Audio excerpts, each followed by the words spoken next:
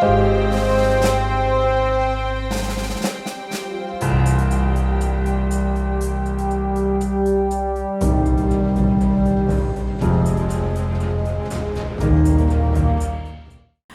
¿qué tal? Me llamo Rosalía Guerrero y soy profesora de la Universidad del Mar del Campus Puerto Escondido.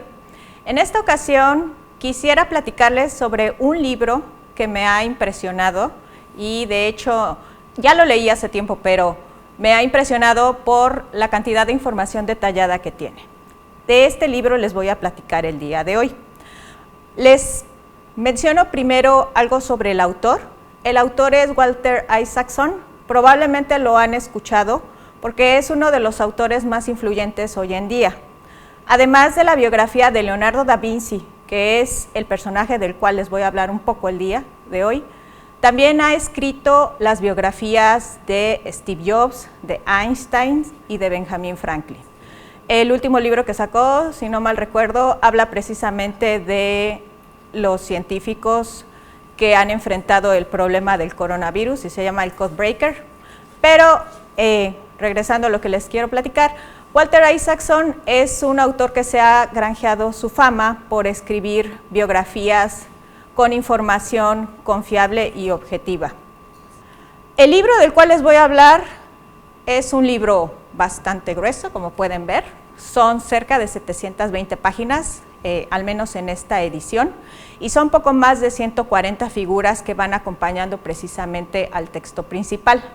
En la versión electrónica del libro, esta versión impresa al menos no la tiene, en la versión electrónica cuenta con una escala de tiempo, la cual va comparando los diferentes momentos históricos a la par de los momentos en la vida de Leonardo da Vinci.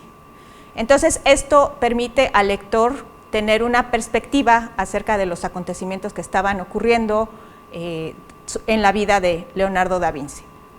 Y algo más que también el autor tiene, tanto en su versión impresa como en su versión electrónica, es que al principio cuenta con un compendio de todos los personajes históricos que participaron precisamente en la obra.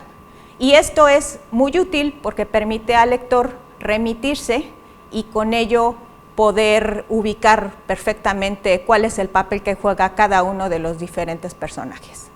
El libro, como ustedes lo pueden ver y como se los decía hace un momento, pues es un libro bastante grueso, contiene información que pudiera parecer a primera vista que es muchísimo, pero conforme uno va leyendo se da cuenta de la rigurosidad que el autor imprime a la información que está plasmada, además de que sabe, como todo buen escritor, imprimirle un ritmo que permita precisamente la lectura de manera ágil. La mayor parte de la información que Isaacson utilizó está basada en diferentes escritos atribuidos precisamente a Leonardo da Vinci. De ellos voy a hablar un poquito más adelante, de algunos en particular, pero voy a adelantarme y comentarles que mucha de la información que escribió en vida Leonardo da Vinci después de su muerte se dispersó y se perdió. Lo que ocurrió posteriormente a su muerte es que muchos de estos apuntes que él tomó en vida en diferentes etapas se compilaron por diferentes personas, algunos heredaron, algunos escritos incluso fueron a parar a instituciones o a venta de particulares. Estos escritos se han compilado y se han puesto en diferentes obras, las cuales, por ejemplo, comprenden el código Leicester y que permite precisamente abordar la obra de Leonardo. Leonardo en vida tomaba apuntes de diferentes índole en una sola hoja de papel. Afortunadamente para nosotros mucho de este papel ha sobrevivido al paso de los años y es obvio que él haya utilizado una hoja de papel para diferentes temas e incluso a veces pudiera parecer que utilizaba todo el espacio disponible.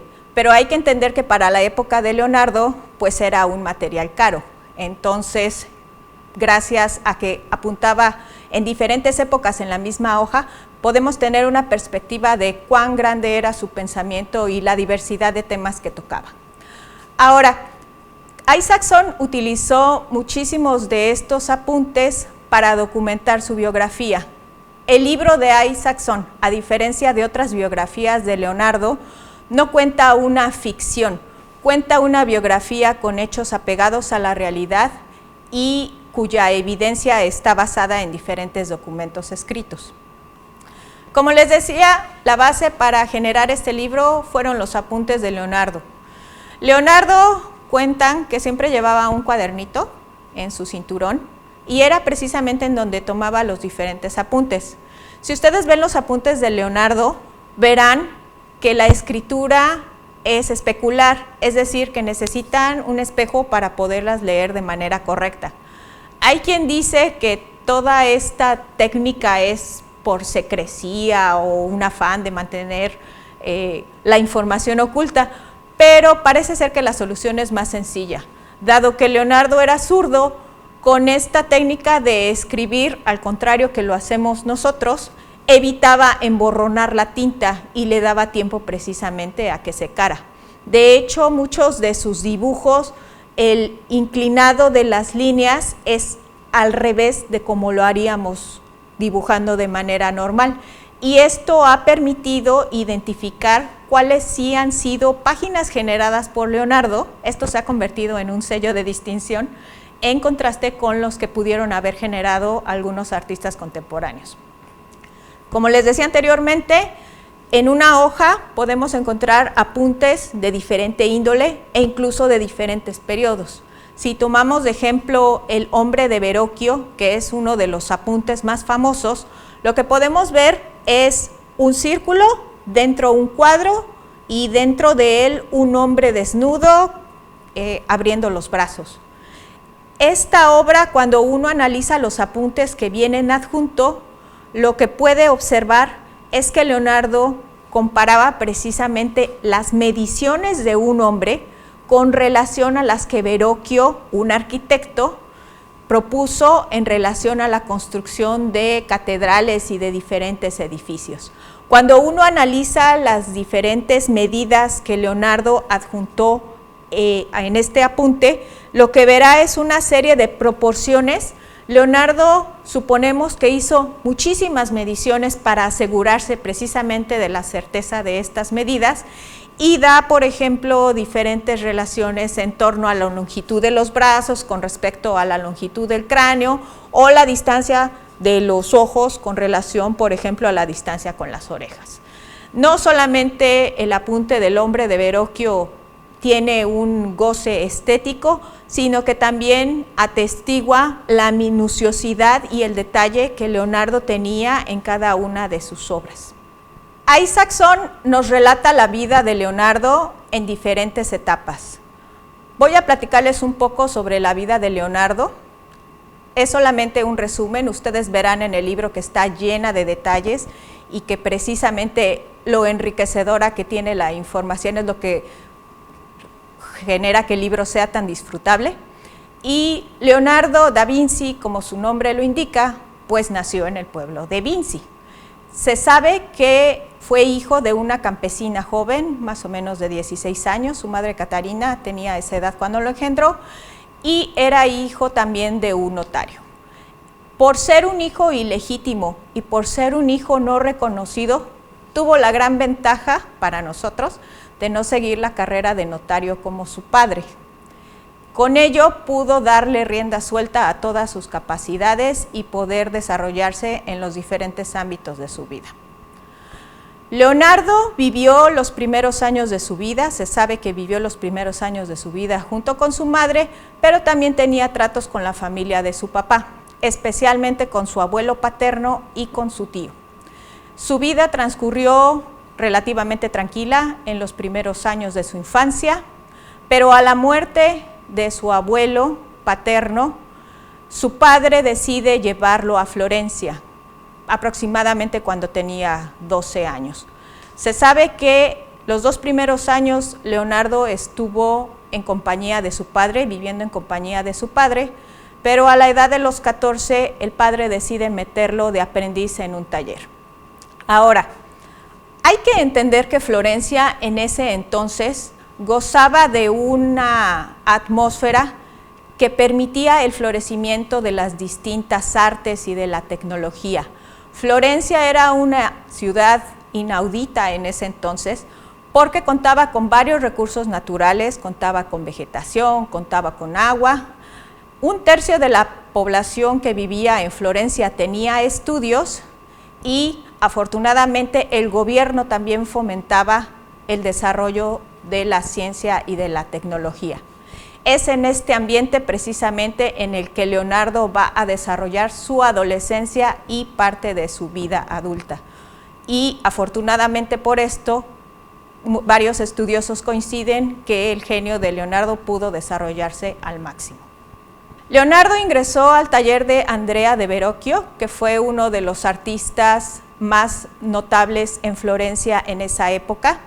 Y en el taller de Verrocchio, al igual que en todos los talleres de los artistas, no solamente se fomentaba el arte, también se fomentaban distintas disciplinas para que los artistas pudieran plasmar sus obras de la forma más realista posible. Estudiaban la óptica de la luz, estudiaban la anatomía humana, estudiaban la naturaleza, y todas estas observaciones Leonardo las plasmó precisamente en todos los apuntes que generó en vida. Si uno ve sus apuntes, podrá ver desde diversos apuntes que son netamente científicos sobre el comportamiento de la luz o sobre el comportamiento de los animales, además de diferentes bocetos de sus pinturas o de las esculturas que produjo. En el taller de Verrocchio, Leonardo pudo aprender los cimientos de su formación académica.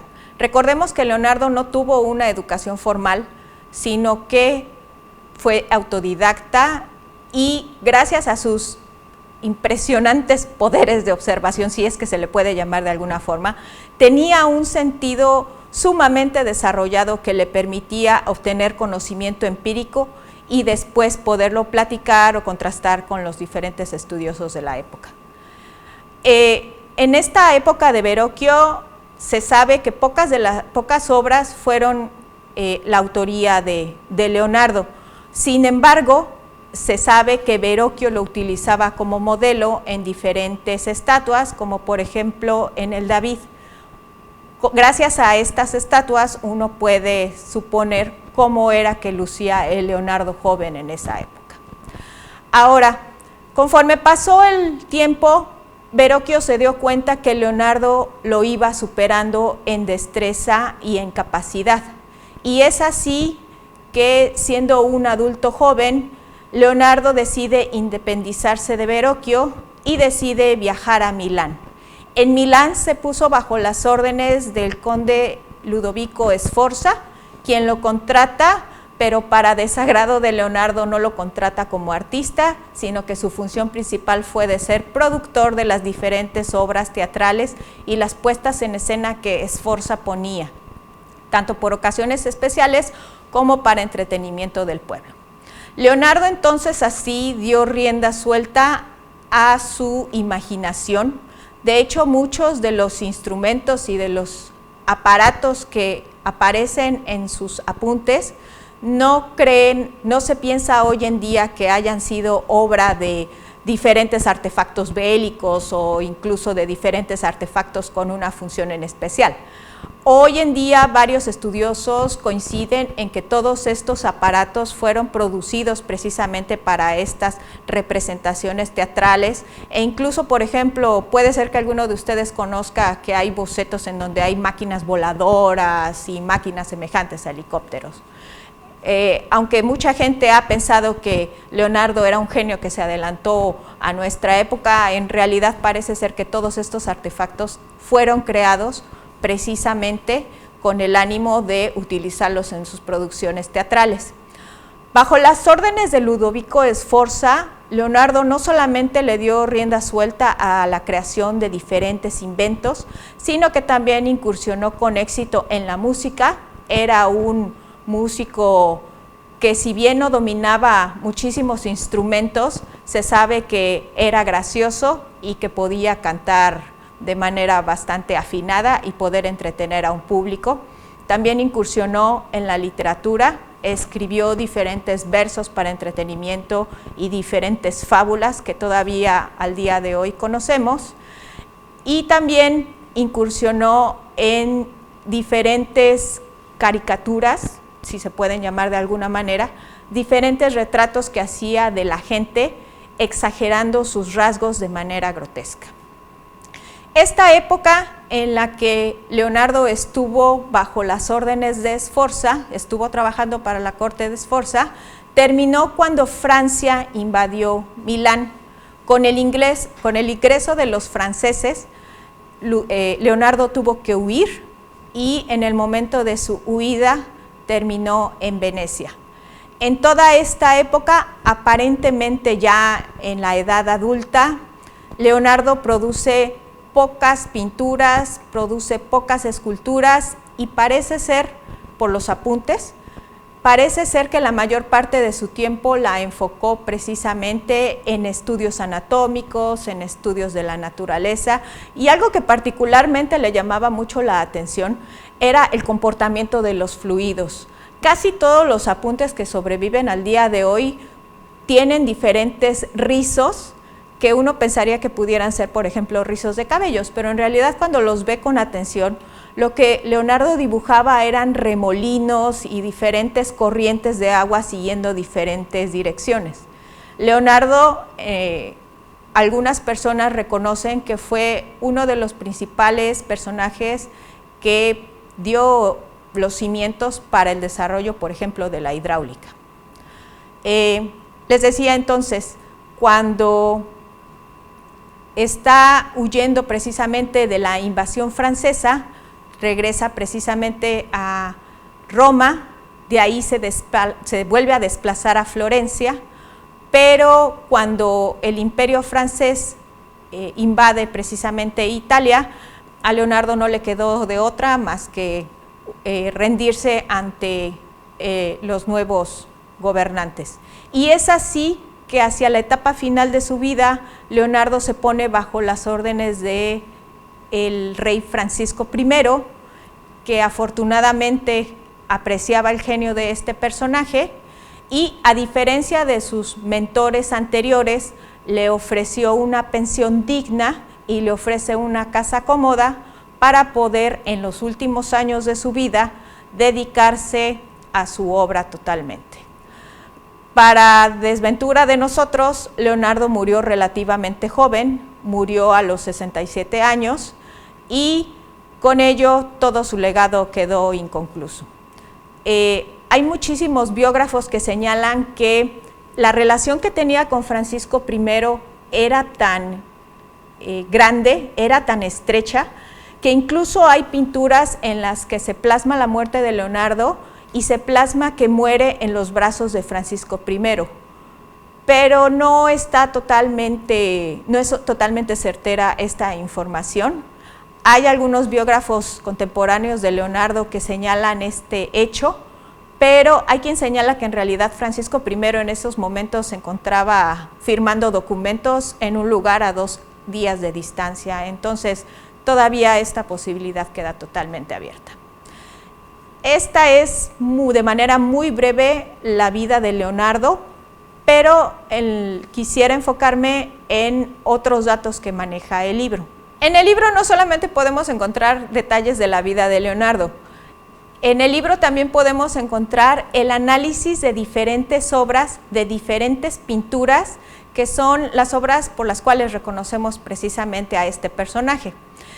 En él podemos encontrar el análisis detallado de cómo se produjo esta obra, y me parece que esta es una de las virtudes del libro de Isaacson, que no solamente se enfoca en la vida de Leonardo, sino que también al lector novato como yo, por ejemplo, que no sabe mucho de pintura, le ofrece precisamente todos los elementos para entender por qué la obra de Leonardo es tan única.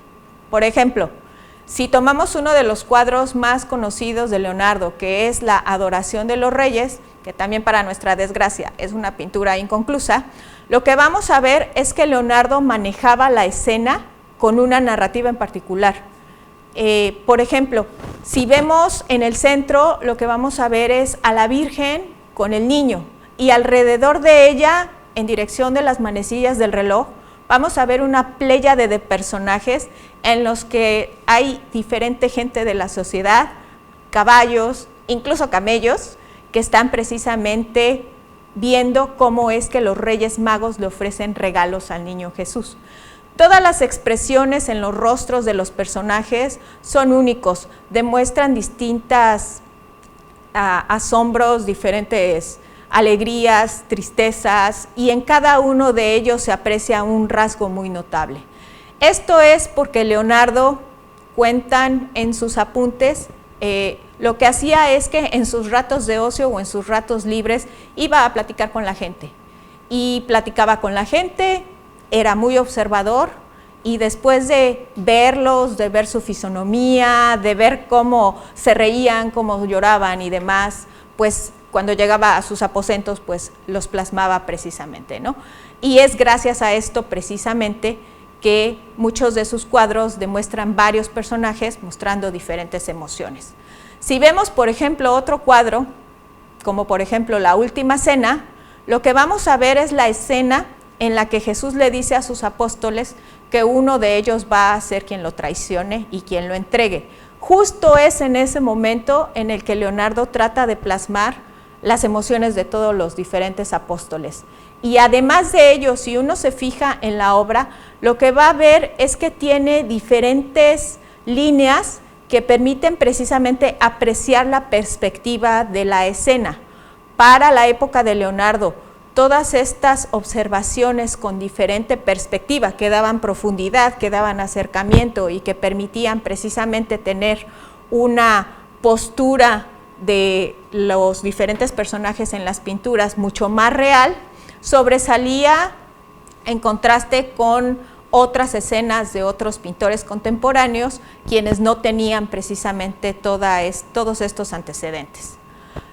Igualmente, por ejemplo, si vemos uno de los últimos cuadros, que de hecho se supone que es el último cuadro que pintó Leonardo en su vida, que es precisamente la Mona Lisa, lo que uno verá en el análisis precisamente de esta pintura es que no es solamente una capa de pintura, sino que son varias capas que hizo con diferentes pigmentos, tratando de dar precisamente tanto la perspectiva como la textura del personaje, ¿no? A Leonardo se le atribuye, por ejemplo, ser el autor de la técnica del esfumato con sus personajes humanos.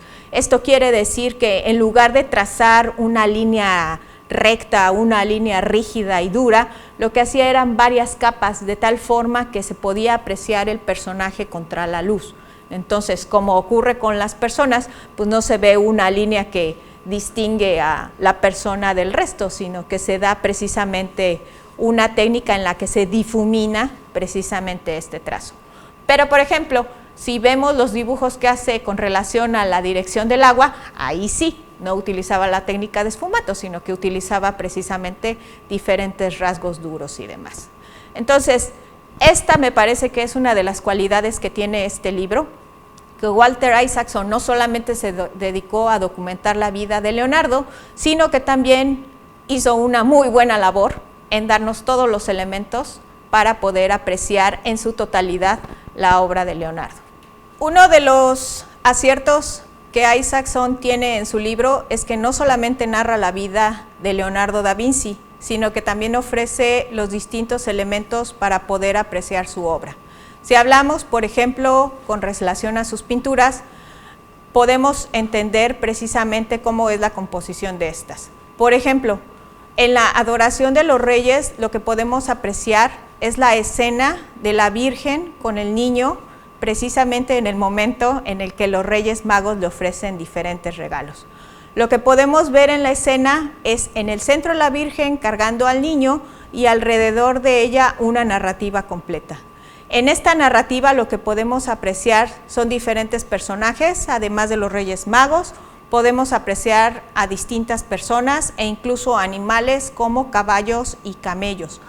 Cada uno de estos va a tener en su rostro diferentes emociones que van a estar reflejando el asombro precisamente de estar contemplando al niño en compañía de los Reyes Magos. Si hablamos de La Última Cena, que es otra de las obras que sí pudo concluir Leonardo da Vinci, vamos a poder ver que la escena que trató de plasmar Leonardo se refiere al momento en el que Jesús le dice a sus apóstoles que uno de ellos los va a entregar y lo va a traicionar. La escena, si uno lo ve con atención, puede ver que cada uno de los diferentes personajes ofrece distintas emociones, miedo, tristeza. Si uno ve incluso la cara de Judas, pues verá una emoción de asombro al verse descubierto. Y en el cuadro también lo que podemos apreciar es que Leonardo ya sabía aplicar la perspectiva, ¿no? A diferencia de otros artistas contemporáneos, Leonardo sabía manejar precisamente bien la profundidad, de qué tan cerca o de qué tan lejos, y ofrecer distintos planos a quien estaba observando el cuadro. Finalmente, si vemos, por ejemplo, la última obra que se le atribuye en vida, que es la Mona Lisa, lo que vamos a ver es que Leonardo no solamente la pintó en una sola ocasión, sino que vamos a ver distintas capas de pintura utilizando diferentes tipos de pigmento, y con ello se permitía ver la textura de la piel o se permitía ver la profundidad del campo. La Mona Lisa es un cuadro que todavía hoy en día muchas personas analizan en las diferentes universidades y en las diferentes instituciones en donde se hace investigación, y se ha visto que ofrece técnicas que en ese momento eran totalmente novedosas. También recordemos que Leonardo fue quien generó la técnica del esfumato, es decir, que a las personas y a los animales no los pintaba con trazos duros o con trazos rígidos, sino que, como ocurre de manera natural, la diferencia, el límite entre la persona y el medio no es total, sino que vamos a ver un difuminado más o menos parcial. Esto es lo que trata Leonardo de reflejar utilizando esta técnica de esfumato. A diferencia, por ejemplo, de los dibujos que hacía siguiendo, por ejemplo, la corriente del agua y el comportamiento de ríos y demás, ahí sí podemos ver distintos rasgos duros. Isaacson refiere en su obra que Leonardo fue una persona totalmente inadaptada a su sociedad, porque fue un hijo ilegítimo, era vegano, era zurdo y era homosexual. Sin embargo, hay que recordar que en ese tiempo, al menos en Florencia, todas estas prácticas eran toleradas. Si bien no eran totalmente aceptadas e incluso se alentaba a que la gente no siguiera estas costumbres, la sociedad de ese entonces era tolerante. Lo que también sobresale del libro de Leonardo es que no se enfoca en tratar de desentrañar cuál era la relación privada que tenía con varios de sus compañeros, sino que se enfoca más precisamente en los hechos que se puedan corroborar. Dos de los aprendices que tuvo Leonardo se ha propuesto que eran también sus compañeros sentimentales. Uno de ellos fue Salai y otro de ellos lo acompañó al final de su vida, que fue Melzi. También el autor ofrece diferente información de cada uno de ellos, pero lo que me parece realmente bueno del libro es que no lo ofrece en un tono que sea escandaloso ni tampoco morboso, sino que solamente refleja los hechos como eran. Si ustedes están interesados en leer este libro, lo que me parece muy loable del autor es que deja un mensaje en el que en las conclusiones del libro menciona cuáles son las acciones que podemos aprender de Leonardo y poderlas aplicar al día de hoy. El autor, por ejemplo, concluye que esta capacidad que tenía Leonardo de poder observar hay que fomentarla a los niños y hay que fomentarla a los jóvenes. No solamente debe de ser una capacidad extraordinaria, sino que todos podemos desarrollarla. La curiosidad innata que tuvo Leonardo en las diferentes ramas y en las diferentes disciplinas, también podemos cultivarlas conforme pasa nuestro día a día. Pienso yo que el lector también puede llevarse una lección en el sentido de que si podemos aprender del ejemplo de Florencia, de ser una sociedad tolerante y abierta en el que se fomente el aprendizaje de distintos conocimientos, seguramente vamos a poder incidir como parte de una sociedad en la creación de diferentes personajes notables.